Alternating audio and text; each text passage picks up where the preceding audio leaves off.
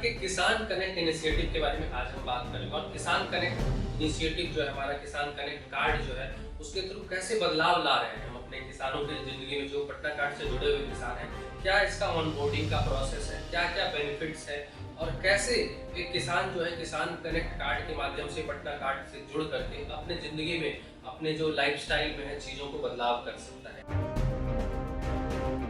जब हम किसान के पास जाते हैं तो किसानों के साथ एक बड़ा समस्या रहता है बाजार मिलने को लेकर के। पटना कार्ड के माध्यम से हम बाजार उपलब्ध तो कराते हैं, साथ में जो एक बड़ा समस्या रहता है फाइनेंस का। क्योंकि जब किसान खेती करना चाहता है, जब बाजार में लाने से पहले खेती करना चाहता है तो उसको अलग अलग समस्या आती है और एक बहुत बड़ा समस्या है उसको फाइनेंस का, यानी उसको पैसे की समस्या रहती है कि जो बीज खरीदना है, जो एग्री इनपुट खरीदना है, चाहे ट्रैक्टर वाले को पैसा देना। तो इस तरह का जो समस्या होता है, छोटे छोटे जो ऋण चाहिए होता है। और किसान का चूंकि बहुत एनपीए होता है, जनरली आप जब किसान को देखेंगे तो बहुत बायबैक चूंकि नहीं हो पाता, उनका सामान जो है किसान का जो फसल है वो सही टाइम पे बिक नहीं पाता है, तो बहुत अच्छा पैसा वो जो बैंक से मदद लेते हैं वो नहीं टाइम पे पहुंचा पाते हैं, नहीं उनको लौटा पाते हैं। और अगर हम देखें पटना कार्ड के थ्रू क्या हम करने का प्रयास कर रहे हैं, जो कि इससे ये वाला समस्या जो किसान कनेक्ट कार्ड जो है, जो कि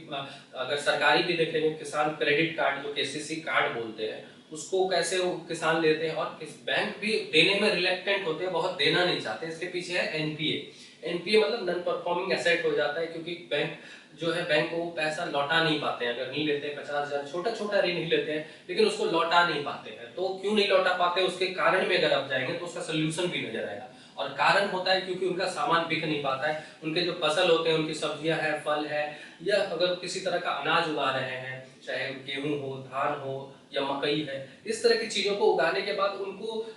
बाजार सही टाइम पे नहीं मिल पाता, या अगर मिलता भी है तो औने पौने दाम में, जो उनका जो एक्सपेक्टेशन रहता है, जो उन्होंने सोचा रहता है, उस तरह का दाम नहीं मिल पाता है। तो ये वाला एक समस्या है जिसको लेकर के हम काम कर रहे हैं। और किसान कनेक्ट कार्ड में जब हम ऑन बोर्ड करते हैं तो उनसे पूछते हैं कि क्या आप कौन कौन से सामान बेचते हैं, किस तरह का फसल उगाते हैं, कितना खेत है आपके पास। और जब ऑन बोर्ड हो जाते हैं तो उनको एक एश्योरेंस देते हैं फाइनेंस का कि इतना जो है आप उगाते हैं, उनके खेत के हिसाब से वो कुछ फाइनेंस देते हैं और उससे एश्योरेंस हम इस चीज का देते हैं कि आपसे बाईबैक करेंगे। तो आप जब पैसे देते हैं तो हमको एश्योरेंस ये रहता है क्योंकि हम उसको बेच लेंगे तो उनको किसान को सही टाइम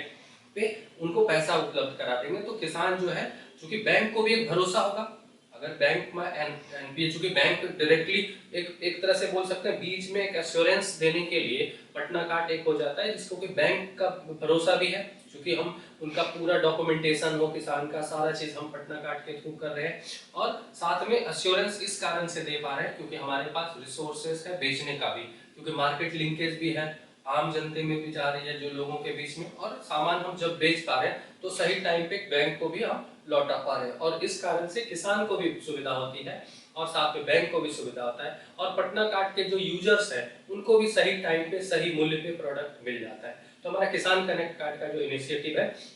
यही है। और दूसरा ट्रेनिंग भी है, क्योंकि किसान को बहुत सारी चीजों का ट्रेनिंग भी देना, ये भी हमारा एक लक्ष्य रहा है कि किस तरह का फसल उगाए, कब उगाए, जब सही टाइम है कब किस चीज का, तो उससे ताकि ज्यादा पैसा कमा पाए, ज्यादा मुनाफा तभी कमा पाएंगे जब सही टाइम पे सही फसल उगाएंगे। और किसान कनेक्ट के माध्यम से हम किसानों की लाइफ में इसी तरह से बदलाव लेकर के आएंगे। पटना कार्ड का और इनिशिएटिव पे हम लगातार बात करेंगे। अभी तक के लिए थैंक यू।